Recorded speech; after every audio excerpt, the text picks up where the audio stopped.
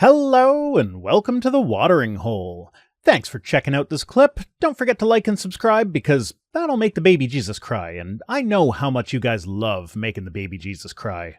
Hello and welcome to my channel. Vice Rhino here, Diddy Kong over there. Fuck off. Fuck on.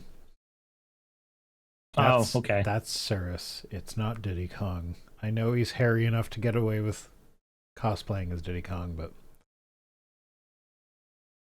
There we go. There we go. Now I can actually do things. And there we go. Yeah, I didn't have sound. Did you finally beat the thing? No. Oh, okay. No, when I said there we go is because I needed to resize my zoom because my zoom default settings did not work for some reason.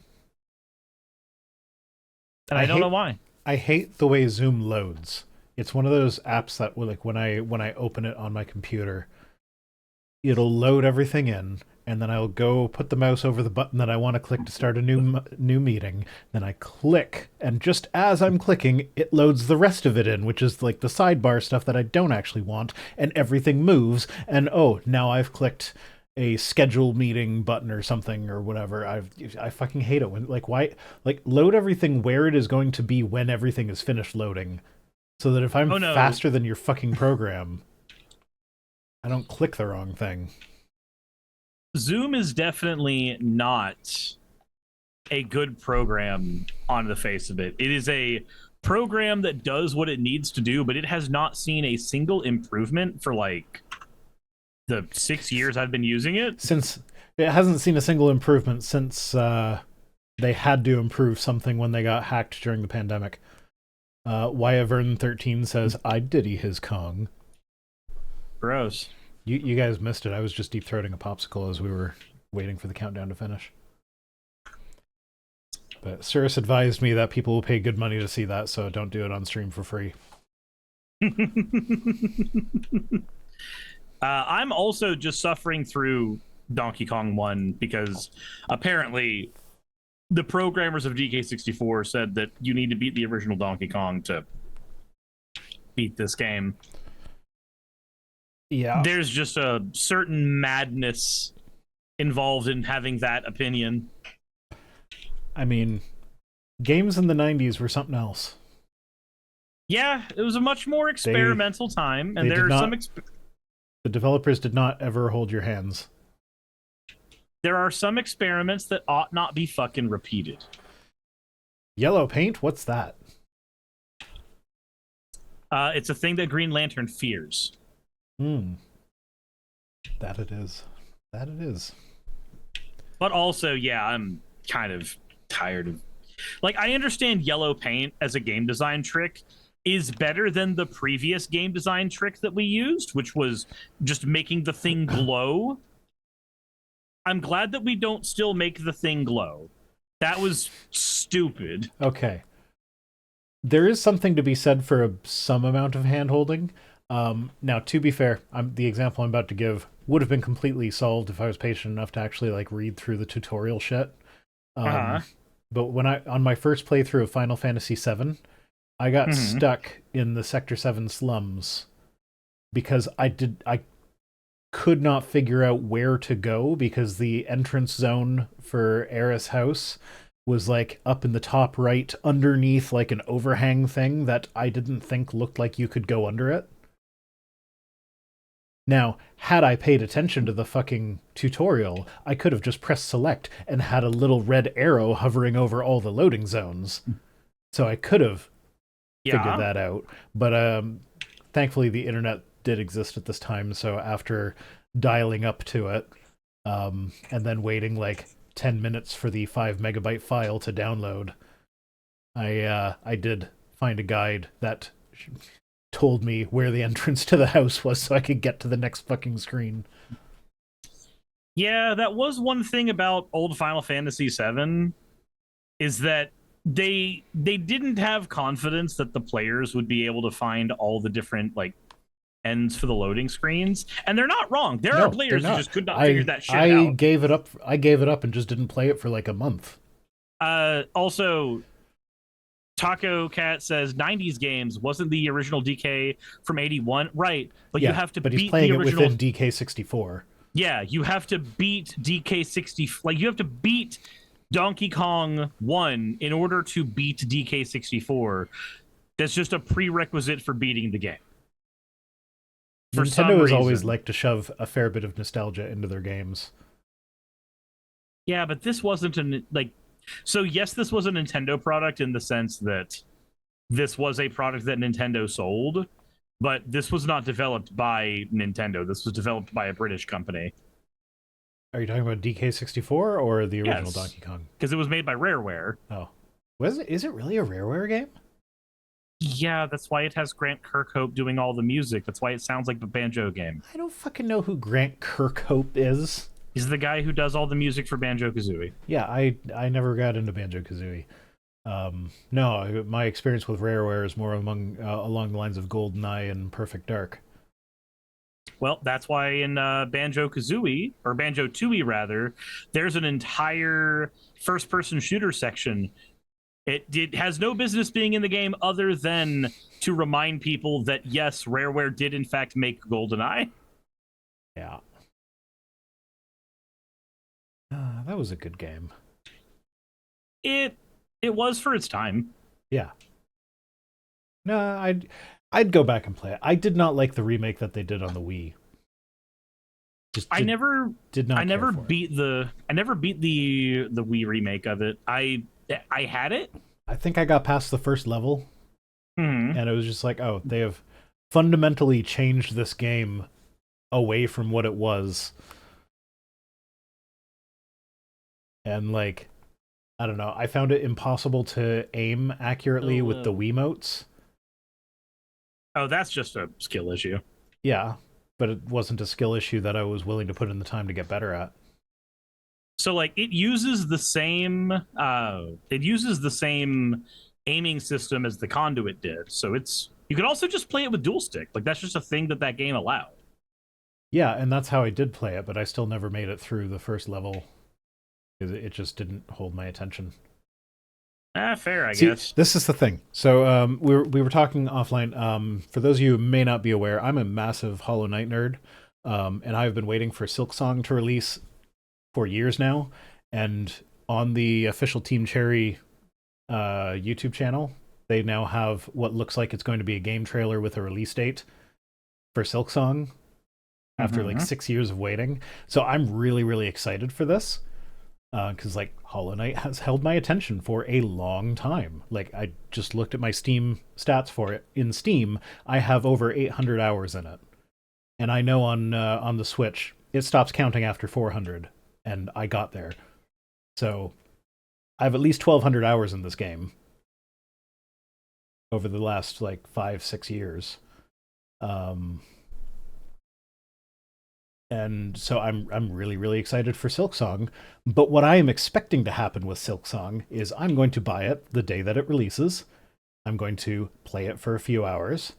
I'm going to be like, huh, yeah, it's a cool game, I guess, but the movement feels different, so I don't like it. Going back to Hollow Knight.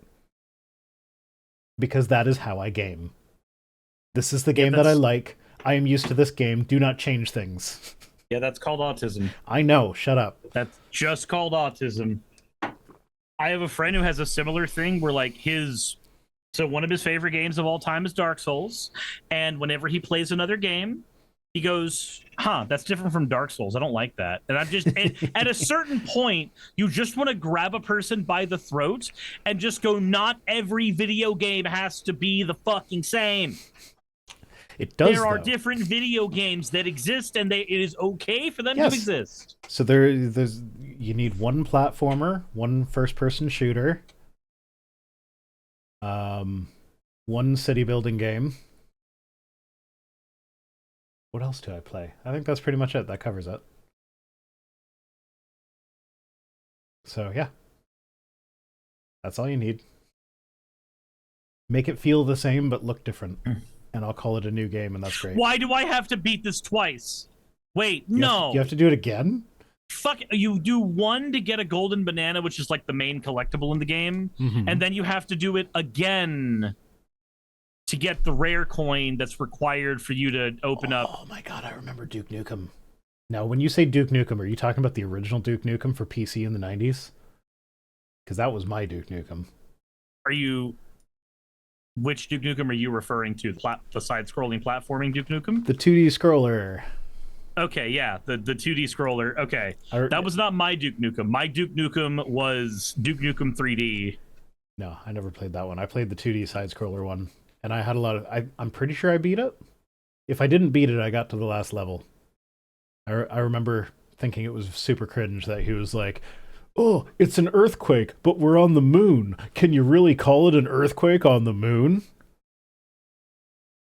I mean, that's just what Duke Nukem does, though. Like, Yeah, he's I know, but I hadn't really been reading the dialogue up to that point, so like I didn't even know that this level was supposed to be on the moon. So my thought process was, but that's not what the moon even looks like, though. So why would you call that the moon? okay. So Fair enough, I suppose. Anyway, Duke Nukem 3D is a good game. It's on the if you say so. Switch. Yeah, you know what's not on the Switch anymore? Me. Yeah. Did you sell your Switch or? No, I just don't have time for that shit. No, there are 4 Switches in this household, but I don't have time for that shit. Okay, is it because you're too busy working, or is it because of the kids? Yes. Okay, cool. That makes perfect sense. No, it's like I had the Switch that I played on, the family Switch. Heidi had her family Switch, and then 2 of my kids for Christmas one year got Switches for themselves, and so they each have their own personal Switch. Ah, And yeah, I will not be getting the Switch 2 anytime soon. if I had the money for it, I'd be getting it so I could play Bonanza now that Bonanza's out. I really want to play Donkey Kong Bonanza. Thank you for the hydrate, the cyber chill. Especially since I keep seeing online people saying no spoilers, no spoilers. And when you say that, you inadvertently let me know there is something worth spoiling in the game. So I really want to play the game so I can enjoy whatever the no spoilers is about. Yeah, so you know how I had this idea a while ago that I was going to use my Twitch channel to stream games at least sometimes. And what ended up happening was there were games that I was looking forward to that I would just be like, "Oh, I should stream like my raw reaction to this my first time playing through on Twitch." And then I would find myself just never doing it because I'm like, "Yeah, no, I feel I have a little bit of time right now and I could go for playing a video game a bit, but I don't feel like setting up a stream. I don't feel like talking to people. Like, so I guess I'll just put it up." And so I found myself just not playing games that I wanted to play. Yeah. And that was, oh, what's it called? Nine Souls. I delayed Nine Souls quite a bit because had it in my head that I was going to stream through it. Mm-hmm. And then eventually I was just like, yeah, fuck it. That's not going to happen. I'm just going to play it. And it was good. So you played a game that wasn't Hollow Knight. I did, and I played it most of the way through. I still haven't beaten the final boss, but I have completed the game except for that.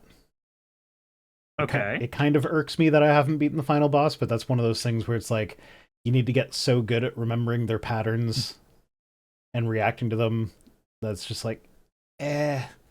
I fought the thing like 15, 20 times. I'm just like, I don't want to do it again. I mean, yeah, you just described what the ending of Metroid Dread was for me. It was an hour of learning how the boss operated and then the game becoming a lot easier as soon as I figured out how the boss operated. Oh, yeah, well, see, the problem with that is like I did experience that with Hollow Knight as well. There were a couple bosses that took me a long time to figure out. And now that I have figured it out, it's super easy. Like I can beat them no problem. And I imagine that that would be the same for Nine Souls, but I refuse to look at a guide to figure it out. And it's just gotten to a point where like it's just not working for me. It's like I'm tired of fighting this thing over and over and over again. So, I played through most of the game, the vast majority of the game. So, I'm fine with that. Which is weird because I actually the games that I get into, I am actually kind of a completionist. Like anytime I've played Final Fantasy VII again, because I know the general strategy to beat all the bosses and everything, like I don't need help with that.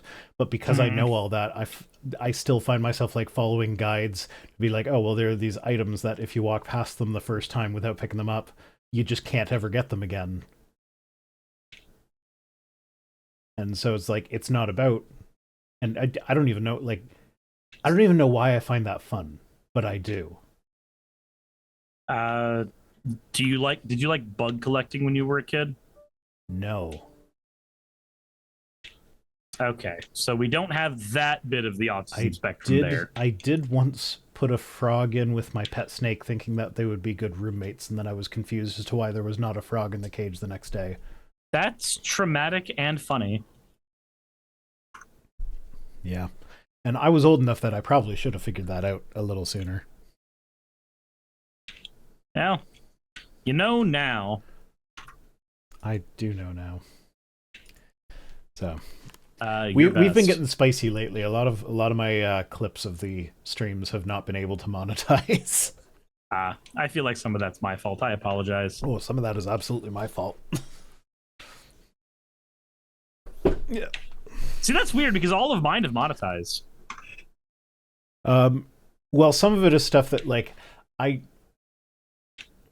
I think YouTube has gotten slightly better about this, but you know how like your rating accuracy is high for self-report monetization stuff.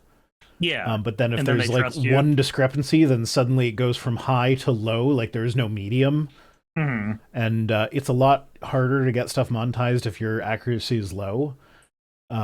So in this case, what happened was it was the one where we were talking about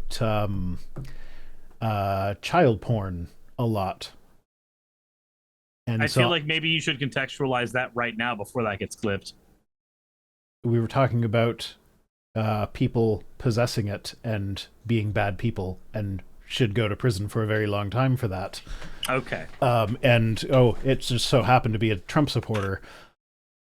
But yeah, that clip is not monetized because the subject matter, and I am not challenging that because I'm like, I feel like that is fairly clear within their things. Like, yeah, I rated it the yes, we talked about sexual stuff.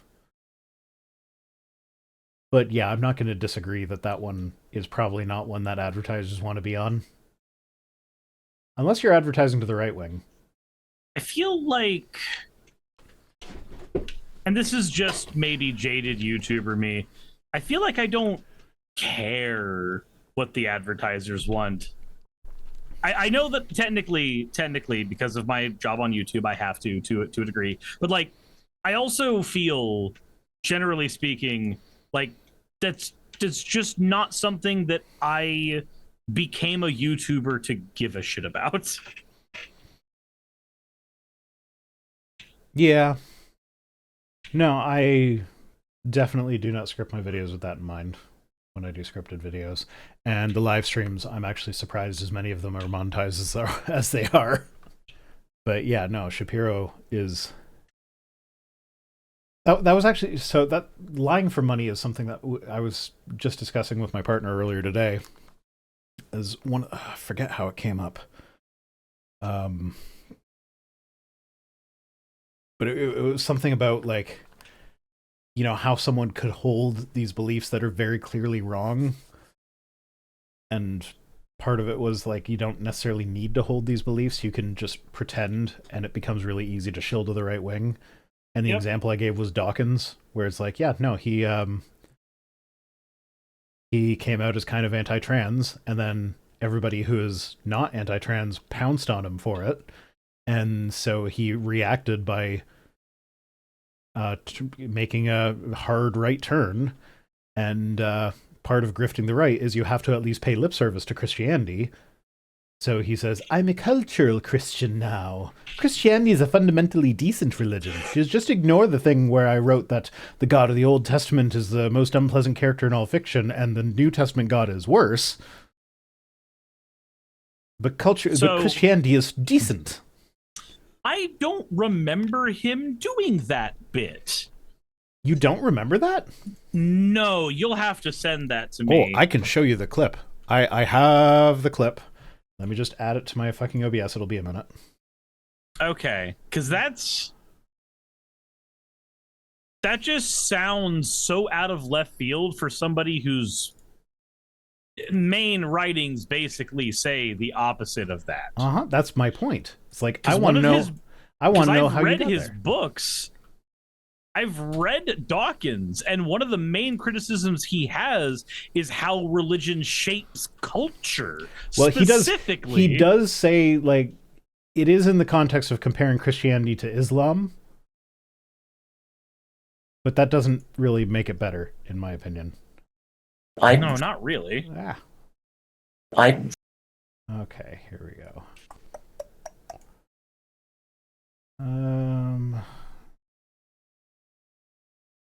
Oh, that was great. I called it media source, so I don't know what the fuck it is.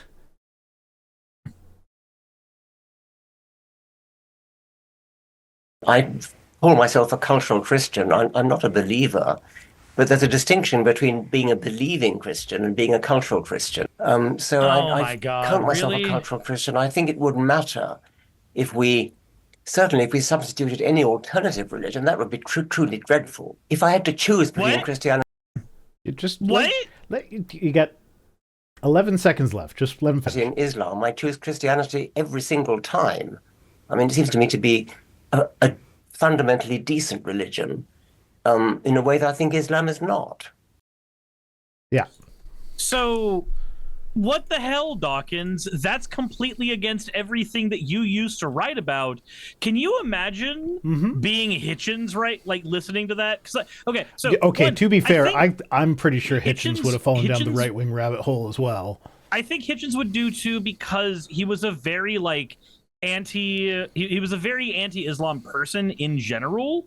So he would definitely choose Christianity as the lesser of two evils between the two. I understand that, but that being Dawkins' position, that literally just reads as grifting lip service. It does. That's just kind of gross. 100%. That's what it is.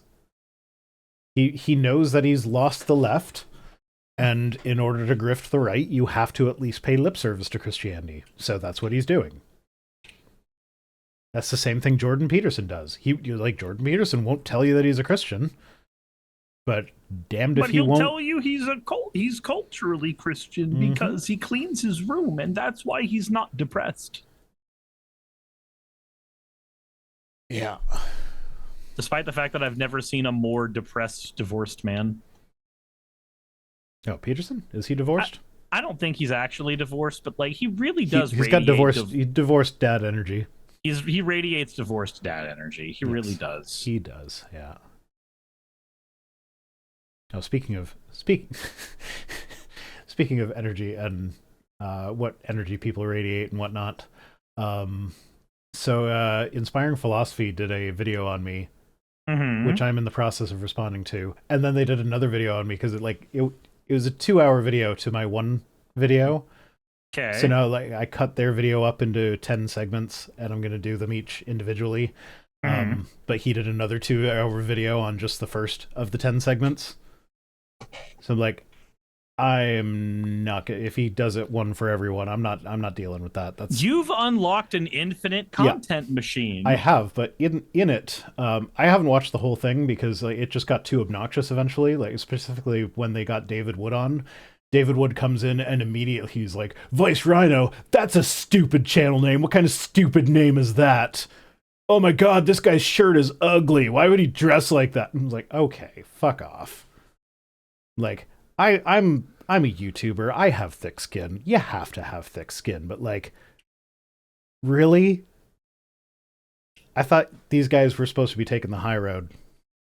No, I don't think that they generally do. Okay, so there was a point in time where Inspiring Philosophy did generally take the high road. I know, and that was the last time I paid attention to him, so I was very surprised to see this sort of behavior on his part. This version of him? Yeah. He seems to have taken quite the turn. Yeah, that's really weird to me, because while I haven't had personal one-on-one interactions, I've never had like an unpleasant experience adjacent to them. So But that so after the their opposite stream now. where they spent so much time dishing out personal insults, I did get an email from him inviting me on his channel. I'm Well, like, why would you willingly go onto the channel if that's the behavior that you've witnessed? yeah, I know he's gonna call me a coward for ignoring him, but like, I'm That's not like interested in somebody that. getting mad at you because you didn't talk something out with them after you witnessed Like, them be an absolute fucking bellend to every single friend they have on the internet over something that they are then shown to be incorrect about 4 months later. yeah, so I actually, my first video, I resisted the urge to make fun of Mike Jones for his squeaky, crackly voice that sounds like he's going through puberty all the time. And I feel like I can do that now. I feel like he's given me permission to take personal pot shots. Yeah. I'm probably still not going to do it in the main video, but I'll fucking do it here.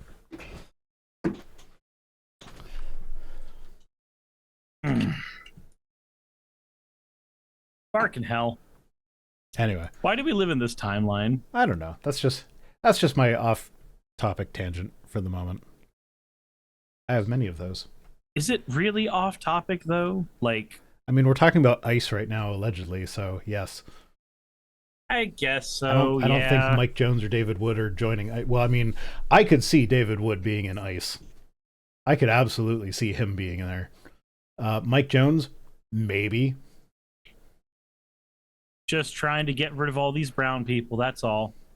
Well, that was another thing he said in his videos. Like when I was making the point that living life as a Christian, I was constantly worried about like the minutia of my everyday life and whether or not like this thing that is just a normal part of life was something that's going to offend God. Like, should I have a beer with dinner? I don't know. Some Christians say yes, some Christians say no. I should I'm going to see this movie. Oh, I guess I better check with the Dove Foundation before I go see this movie because I wouldn't want to, I wouldn't want to watch a movie that would make God mad. And so when I was a Christian, there was this constant fear at the back of my mind, no matter what I was doing, that like I had to make sure that it's okay with God before I did it. And his response to that was basically like, yeah, well, it's even harder for atheists because like I find myself way more comfortable among my fellow believers because I'm not worried that they're going to think that something that I said was racist. And like, Have you never met atheists? What racist things do you like to say in private that you're worried about the left wing thinking is racist, Michael? What racist things do you like to say? Because it's not hard to not be racist. No, it's not difficult at all. Super easy. And even like there are times when I have been accidentally racist, but the way you avoid getting canceled over shit like that is by being willing to learn and grow. And like the key difference here is that like the only option was like when it's what does God think? The only option is like choose between what different preachers say God thinks about something, and they will each have Bible verses supporting their thing. And then they'll disagree. And they will disagree.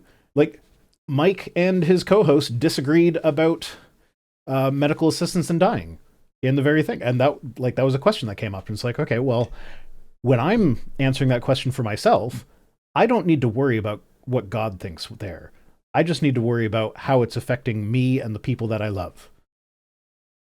So like that's an extra worry that I don't have because of that. And Mike and the other guy disagreed about that point. So now the person that asked the question, both Christians, they like, what are they supposed to do about what God says? Yeah, like the person who asked the question, what are they supposed to do now?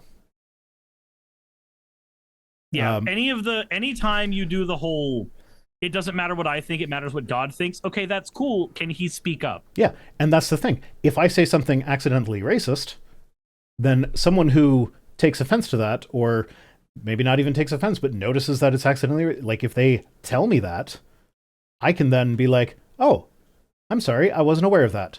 Thank you for letting me know. I'll keep that in mind in the future. And so like that's super. You can actually talk to the people that your actions and words affect. But apparently, the I'll do it. I'm tired of omnipotent- playing nice with fascists. I'm not sure what we were talking about when that came through, but thank you for the $2, Johnny. Apparently, so I know that when I was at the Sonic convention, there was a person who I did offend on the topic of gender real quick because somebody messed up the gender of one of the people who was there, and they had said he instead of she, and I just kind of made the offhand comment of like, yeah, I saw boobies, so I assumed she. And then one person got like really, really up in arms about it. And I haven't actually seen somebody get super up in arms about that before. Usually that's the kind of thing that you see reserved for somebody says this is a woke person cringe compilation or some shit. You don't generally see it. But the easiest thing to do in that situation for me was just be like, you know what? You're right. It's not always the case that boobies means girl. You are correct. That was an assumption. Easiest thing for them to do would be to correct me. Yeah. And that's the thing. You can actually be corrected when you're talking about real people. But when it's God... Mm-hmm. No, when it's God, you can't. There's no real way to be corrected at that Johnny point. Bravo was talking about insults and taking pot shots at Mike Jones's voice. Is Mike Jones a fascist? Honestly, I wouldn't be that surprised. I don't know if he is or not. I don't pay enough attention. Yeah, I'm not going to assume that he is, but from what I've seen, it would not shock me. He does tend to... He does seem to have some right-wing tendencies. I mean, most people who make content about being Christian tend to have right-wing tendencies. Which is a weird thing. It's a weird phenomenon, because, like, you'd think there'd be a more eclectic set of politics there, but... You'd think. There's only a handful of people where that's actually the case for. If they're making content about being Christian specifically. I recognize that there are YouTubers who are Christian who just are left-wing and are decent people. It's usually when they're making content specifically about being Christian that you've witnessed that phenomenon. You know, I'm actually kind of sad that Capturing Christianity has seemed to have left apologetics behind in favor of, oh my god, this person was really possessed by a demon style content. Because, like, I mean, on the one hand, it's probably for the best that he's leaving apologetics behind because he was not good at it. But on the other hand, it's so much fun responding to him because he's not good at it. Like, I that's one of the redos that I did. This, I think it's next Monday is coming out. Is one where he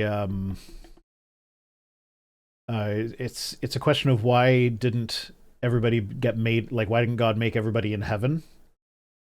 And his first point in that is like, okay, well, it's important to keep in mind here that questions aren't arguments.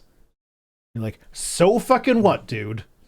So what is that? Fucking what? Answer the goddamn question. Anything? So, yeah, and like the best part about that video, in my opinion, is that later on, like he says, like, oh, you know, Jesus' sacrifice on the cross for us, it was the greatest act of love. If you can think of a greater act of love, put it down below in the comments. And someone in the comments was like, actually staying dead would have been a greater act of love than just dying for a weekend. And then coming back, yeah. Yeah, and Cameron's response to that, I shit you not, was to ask him, what is your argument that would be a greater act of love? Because then you're staying around to take care of the person. Okay, but that's what are your premises and conclusions, sirs? I can't talk about this unless you have premises and a conclusion. You can't just have a normal human conversation. It's got to be premises and conclusions. It's got to be structured as a formal logical argument, sirs. Not everything needs to be a fucking syllogism, you dweeb. No, a syllogism only has two premises, but some arguments can have more than two. I'm technically correct. The best kind of correct. My answer I'm so correct, my hat flew off. My answer to that is I don't give a shit, nor do I have to. Neither do I.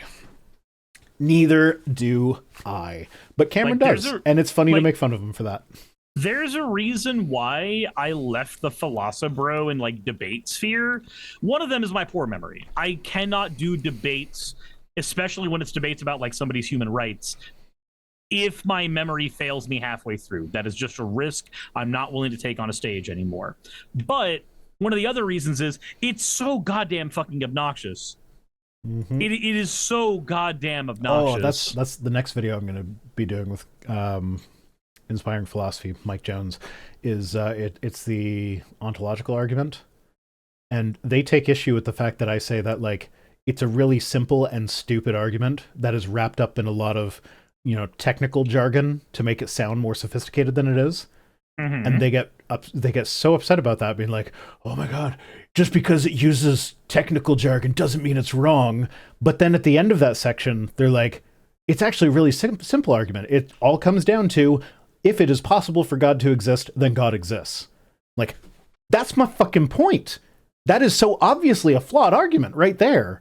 But like, it is possible for me to rob a bank, therefore I've robbed a bank. Yeah, there's more to it than that. But like the fact that you can simplify it to like one statement like that, whereas everybody else is like using all this jargon about necessity and possible worlds and great making properties and all that shit, when that's not necessary for the argument, you can just distill it down into this one little simple statement.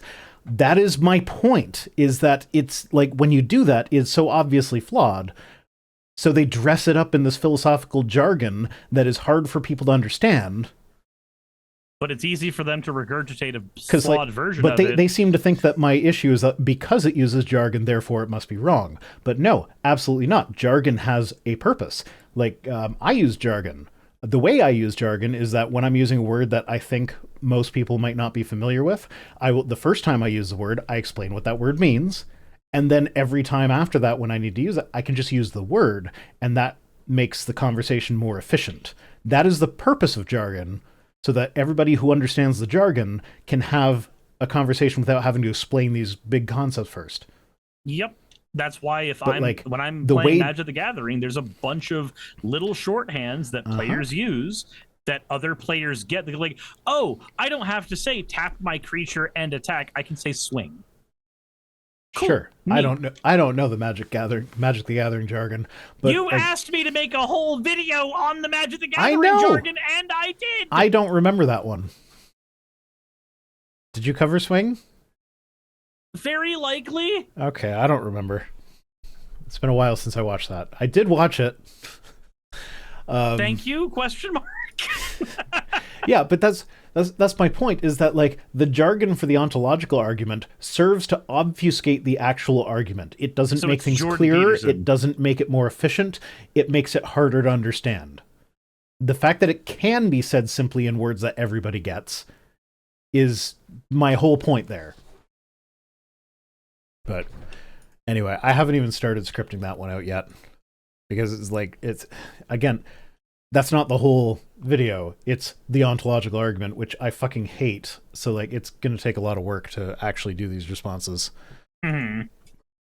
But actually, with inflation, our Canadian payphones started taking dollars before they stopped really working. Now, you did also get rid of pennies. Yes, we did. Because pennies are massively inefficient. And it confuses me every time I go to the States. Well, I mean, that doesn't happen anymore. But when I went to the States and I would give money and they would give me all these little copper coins, like, oh yeah, that's right, pennies are a thing over here. Fuck, what am I going to do with these? So you can always do what Mila Jovovich did with some of the Resident Evil movies. I have not watched the Resident Evil movies. You start loading all of your loose change into shotgun shells instead of pellets, just because it's what you're guaranteed to have lying around. Okay. I mean, it's a different time. I don't use cash really anymore. Like, the entire time I was in Europe, the only thing that we used cash for was the laundromats, because for some reason laundromats in Europe just don't take cards. Everywhere else takes cards. The fucking street vendors running around selling shawls for the ladies. That's another conversation. If you want to go into a Catholic cathedral in Europe, you need to cover your well, I don't know about all of Europe, but in Italy at least, you need to cover your shoulders if you're a woman. And a lot of women don't know that, so there are guys going around selling shawls so you can cover your shoulders and then go inside and see the statues of naked ladies. But Why are shoulders considered sexual? I guess, I don't know. It was wild to me. I'm like, especially because of the art that's like, I'm going in to see the art. A lot of the art has boobies in it. There's a lot of naked boobs in this church. But you're telling me that girls need to cover their shoulders out of respect or whatever? What the Respect for fucking whom? I don't know. But yeah, but the guys that were like running around selling shawls, they had the little square things that you could tap your phone on to take card payments. So like those guys took card payments. But for some fucking reason, you can't pay with a card at the laundromats. You needed cash for that. But that was the only thing we used cash for the entire time we were gone. Anyway, why did cash come up? I forget. Shotguns because or something? I brought up pennies, and then you brought up the uselessness of pennies. In Japan? Do they have things about women's bodies in Japan? I thought Japan was a place where you could buy like used women's underwear in vending machines. Yeah, but you got to remember that like that type of stuff exists in a culture where the fetish is that it's naughty. Like, oh, Japan is a cash society. Okay. No, I say I'm okay with cash. I was just kind of surprised that everywhere in Europe took cards except the laundromats, and it was weird to me that the laundromats would be the one place that don't take cards. I mean, I haven't seen a laundromat that takes cards in the States. Yeah. Because like I've worked in restaurants. I worked for tips. I used to have $200 in cash in my wallet at all times back when I worked in restaurants. And it was nice because like if I wasn't sure what my bank balance was, I could just whip out my cash. I kind of miss that. Real Jewels on Earth, thank you very much for the follow. I have to pee real quick. I'm going to be right back. Okay. You have fun. I have to change my hat. I'm going to have a lot of fun peeing, thank you. I have to change my hat. Let's see. What's a hat I haven't worn in a while? Oh, octopus hat.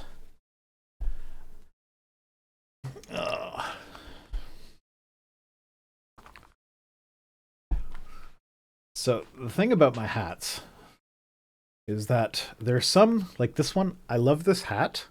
I hate wearing this hat. Because this hat is a sensory nightmare, so I don't wear it very often. But it's a fucking amazing hat.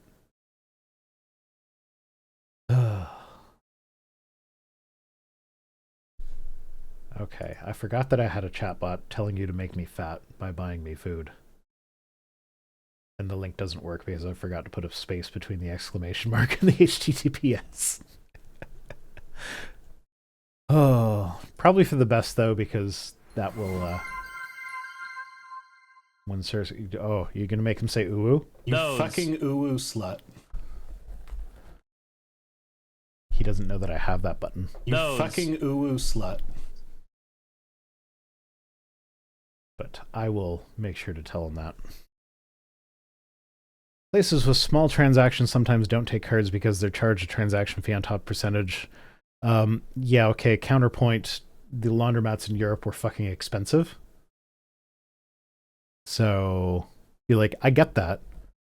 And I understand that. That's actually the reason why when I do my charity fundraiser in November, in previous years, and I probably will forget and say it this year, I've said things like, if everybody who watches my channel gives $1, we would blow past my goal or whatever. They actually don't take donations that small. I think it's a $3 minimum, and this is why, because the transaction fee just eats too much into it. So I get that. But like, to wash your clothes was like €9 or something, and I feel like that would be fine. Food places are closed now. No, the food places aren't closed right now. I think there are only 2 food places that are on my treat stream thing. One's a pizza place that I think is open till 10 or 11. And the other one is Wendy's, which is open till like 2 a.m. or something. But yeah, no, I don't need either of those right now, so please don't. I am full. Might get censored like Steam and DL. Oh, yeah, the credit card bullshit.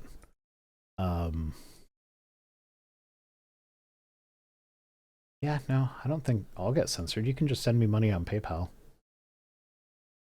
PayPal.me/Vice Rhino, I think. I don't know. But yeah, no, I'm too much of a small fish for PayPal to bother censoring me.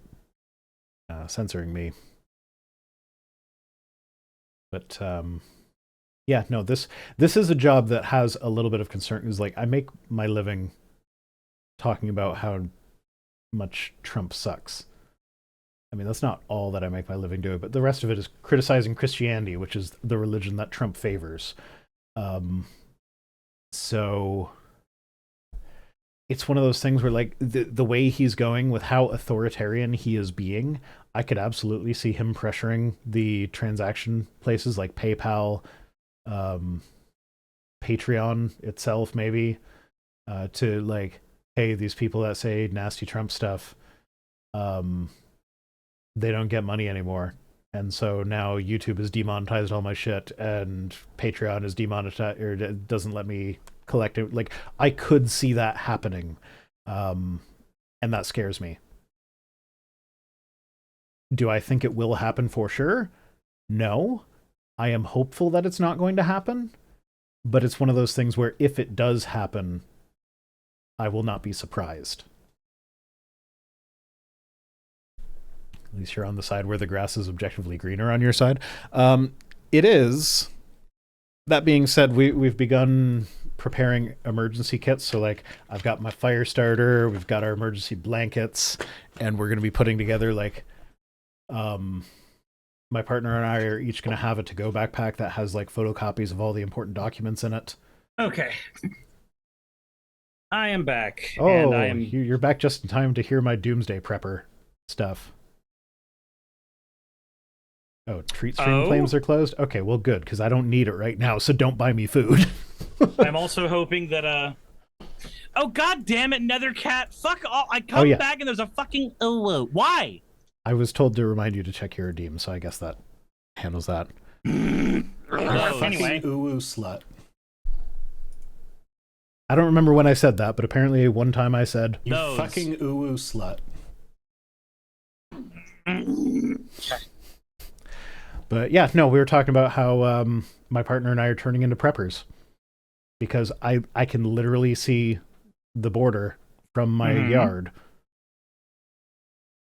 And now, can you see the border from your yard in the Sarah Palin? I can see Russia from my backyard sense. Yeah, I can literally see the border from my yard. Oh. And so we are preparing. We have just in case. Multiple plans in place for, like, places we can go. Where can we, like, depending on how bad it is.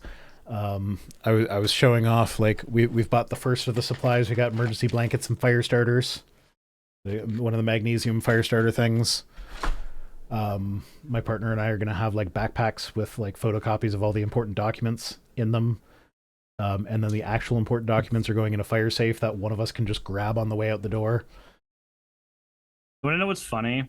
What's that? So my mom and stepdad, they're not, I wouldn't call them preppers, but they have, like, a go bag for prep things because they're fans of The Walking Dead, and they were just like, hey, what if this was a thing that we needed? Why shouldn't we have it? Mm-hmm. So when mom was telling me about all the things that are in her doomsday bag, it was all different kinds of, like, gun and weapon paraphernalia. Nothing that would be, like, good for survival. Well, I mean, a hunting knife is on the list of things that we are going to get. Right, but it just felt weird to me where I'm just like, did you not consider a protein bar? Like, did you not consider... Protein bars are also on the list of things that are going to be in this backpack. Thank you for being sane! Yeah. Protein bars, fruit bars. Like, dehydrated foods should be one of the things in your go bag. There's a reason why my go bag is not meant for zombie apocalypses, but it has first aid kit, it has a bunch of different medicines in it, it has trail mix, it has dehydrated stuff, it also has a change of clothes. Like, it's got most of the necessities that I would need, and a bunch of chargers for different things. Fun little thing for people that, like, if you need to evacuate and you haven't prepared, clothing wise, just grab one of your dirty laundry hampers, because you know that in there are clothes that you actually wear. Yep. And you don't need to worry about packing or whatever. And, like, unless you just did laundry, there will be enough stuff in there for at least a few days, probably. It just confused the shit out of me, where I'm just like, why is your first go-to just the guns and the gun accessories? Why would you not consider cold medicine? Like, why is that not on your list of things that might help you out in a pinch? Yeah, first aid kit. Car kit with tire repair stuff. Could keep one of those in each of the vehicles. You can't eat guns, no, but you can shoot things that you can eat with guns. Yeah, you can shoot things that you can eat, but like one of the rules about hunting, and this is one of the things that pack animals apparently are built for. Ara. I don't. Oh, it just happened. It's gonna be a second. Okay. But like one of the things that you learn when studying pack animals is hunts only have like a between 1% and 5% chance of success. And so the reason that pack animals are successful as packs is because by dividing that labor up between all of the other animals in the pack, the fact that there's only a small % chance of success doesn't matter when there's a bunch of different animals who are doing the hunting. But that's not the case when you're a human being. You have a higher chance of success, but most people who are preparing for the apocalyptic scenario are expecting that they are not going to be part of some giant caravan. They're expecting that they're going to be Rambo. A lot of people forget high-grade alcohol. I assume you mean like 90% IPA for disinfecting, not not my beer. No, you need like 70 and 90% alcohol so that you can disinfect wounds. That's something that Saki makes sure that we keep in the car at all times. As a just in case. Yeah.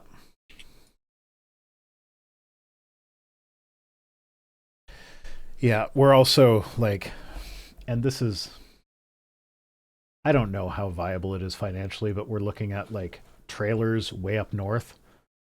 Where it's like, it's one of those things where it would actually be nice to have. And then on top of that, if there's an emergency, now we have a place to go. That's probably not going to happen anytime soon, though. Like, there's so much, like, financially, there's so much other stuff we got to do first. It's just one of those things that bugs me when I'm like, why is like, even when you go to a prepper store, is we've got a ton of prepper stores around here. When you go to a prepper store, yeah, they got a lot of guns and ammunition, but they also have tons of dehydrated food. They've also got first aid kits. They've got cleaning kits. They've got all kinds of stuff that you would actually need over and above just gun and gun accessories. Yeah. Menstrual products, yep. Got to keep... Diva Cup would be ideal for that, because that's just one thing as opposed to something that will run out. A douche is also helpful. You can always just boil water and use the douche as a disinfector. Yeah. Also, life straws. If you don't know, life straws are those straws that, like, it's a filter that is so good that you can, like, literally stick the straw in any random stream, drink out of the straw, and it'll be fine. Yeah. Iodine tablets are good as an alternative to that. Yep. And life straws apparently work for, like, one life straw is enough for one person to have a 5-year supply of water through that straw. I don't know why Brita filters can't be that good. Because, like, life straws aren't all that expensive, and if that's good enough for 5 years, I imagine you could put something like that in a Brita. Maybe. So, like, I don't understand why they don't. I do understand why they don't, because then you don't need to buy a new one every 3 months. Capitalism. Yeah. Yay. Brita filters are That's for my another. tap water tastes weird. Yeah, that is exactly what I use it for, because my tap water is actually perfectly safe. I could just drink it straight out of the tap, but it does have a slightly chlorinated taste to it that the Britas are really good at removing. And mine's got a slightly sulfur taste that the Britas are really good at removing. Yeah. So that is like I don't think the Brita actually makes my water safer. If the water is fine coming out of the tap, it just makes it taste a little better. Yep. There's a lot of things Brita filters don't remove. Yeah, that's my point, is that a life straw can make water that is unsafe perfectly safe to drink for 5 years. So how come you can't stick that in the Brita format where like your water just filters through a life straw? I don't understand. There are also limitations to life straw. Yeah, there are some things that they don't filter out, but they're good most of the time. Like, the point of them is to make sure that you don't die. Yeah. And if you don't die, then they did their job. Yeah. So I was thinking the other day about like, so we were talking about how young kids realize their sexuality, like, and how that's a different thing for everybody. Like there's some gay people that are like, yeah, I knew I was gay since I was 4 years old. And that's one of those things where it's like, I didn't know anything about my sexuality at that age. And it's kind of weird to me that some people did. But like I'm not saying that they didn't, but it's just one of those things that's indicative, like different people have different experiences. And then I'm like, I didn't realize that I was a little gay till I was like 37. So like, I was bigoted and transphobic until my mid-20s, and I didn't But- realize I could date a trans girl until I was 33, something like that. yeah, but looking back on my life, there were definite signs that I was not as straight as I thought I was. Like, and part of it was when I was a Christian, I couldn't get on board with the anti-gay stuff. Mm-hmm. Like, I flirted with the gay guy that I worked with in the kitchen at the winery, which, like, if I really think on it, that is probably the earliest that I remember that there would be clear signs that I wasn't quite straight. If you won the gay lottery, you wouldn't tell anybody, but there would be signs. Yeah, basically. Like, I'm sure there was stuff before that I'm just not remembering, but like that's the first time in my life where I'm like thinking back on it, I'm like, really, yes, there was a very clear difference between me and the other guys there. And like, I say it as if it was a subtle thing. No, for 2 years in a row, my like working New Year's Eve, you're supposed to kiss someone at midnight. 2 years in a row, it was a dude that I kissed. And it was just like, we're just dudes being dudes. It's just a fun little thing that we're doing. Yeah, but like, no, you're that's not a thing. That's not a thing that You're straight guys do. unironically two guys chilling in a hot tub 5 feet apart because they're not gay. Yeah, exactly.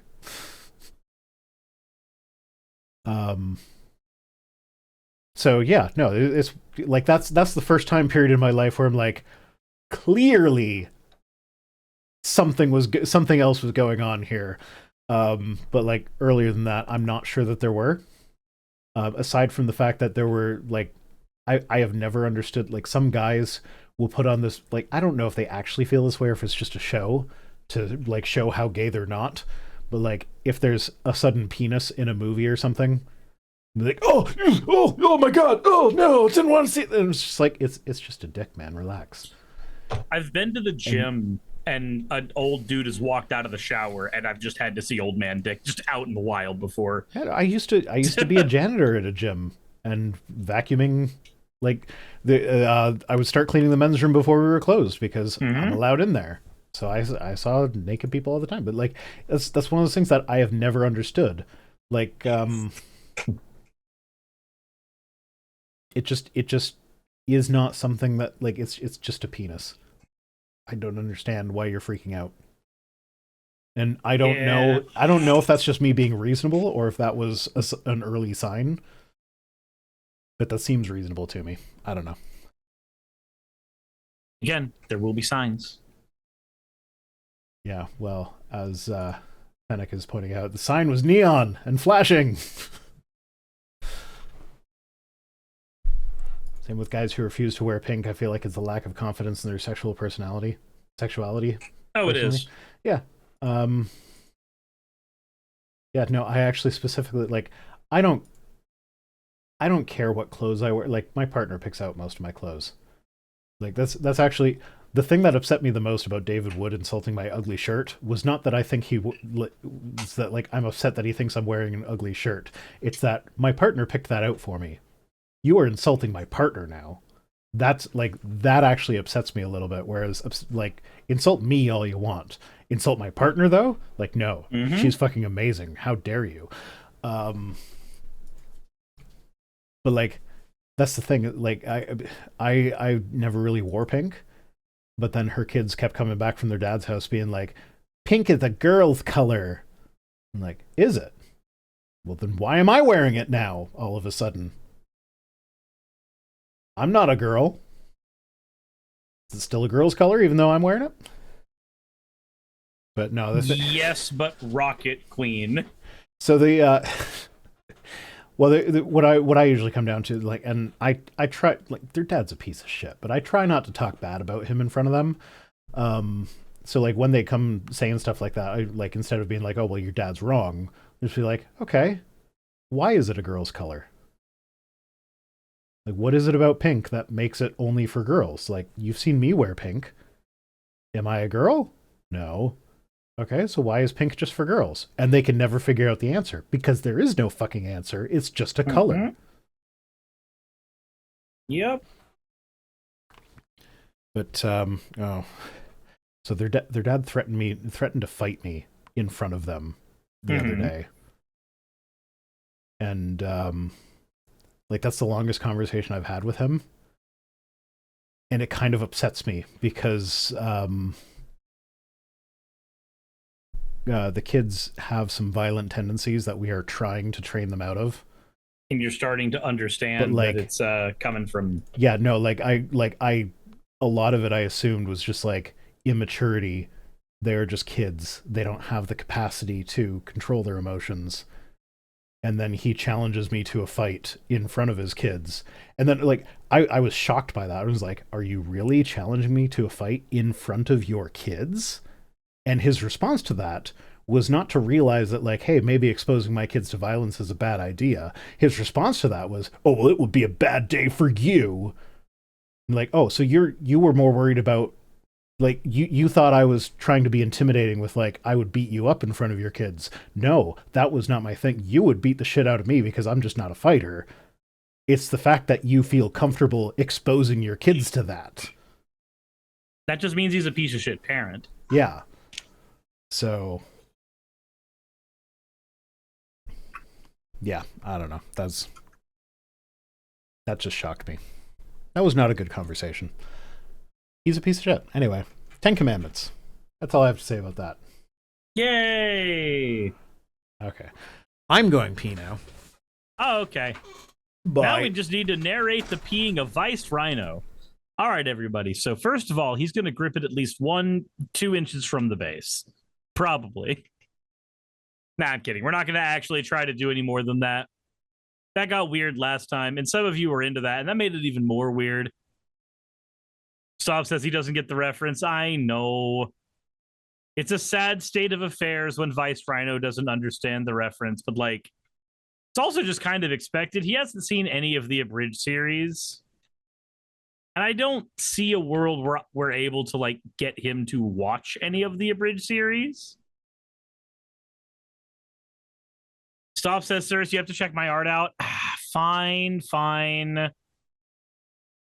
What are we doing? What am I looking at? It's not in the fan art area, so I'm just going to assume that it's somewhere else. I see NSFW fan art is available.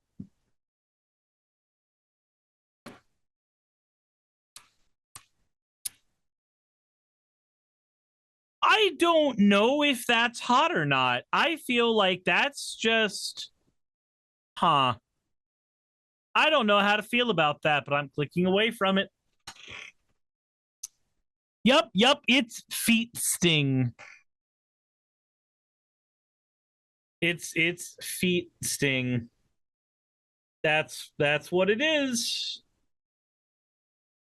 I have just been notified that Walmart is gonna be delivering my groceries here in the next few minutes, and that's what I'm gonna focus on.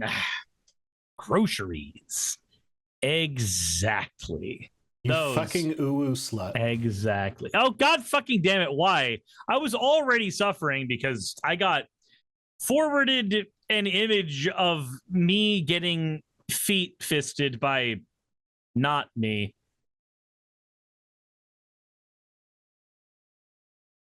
Oh, I can't hear Rhino at all. This is a great day.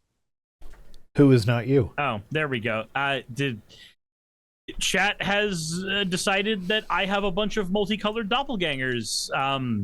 Yeah, we found that out last time with your head up your own ass Ouroboros. Right. This one is me getting fisted with a foot. Okay. Thank you for being woke, Feeding by Jester. Sissus. You're welcome. Huh. I mean, it's so weird to me that, like, wake up sheeple used to be the thing that people that probably had more right-wing tendencies would shout.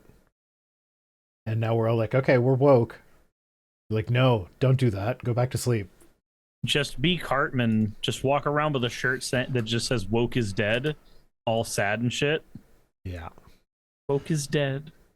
Yeah, well, the Smithsonian is woke, and Trump is going to try and exert his influence to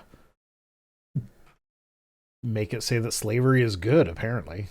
Woke isn't dead, Cartman. It's still out there somewhere. We just gotta find it.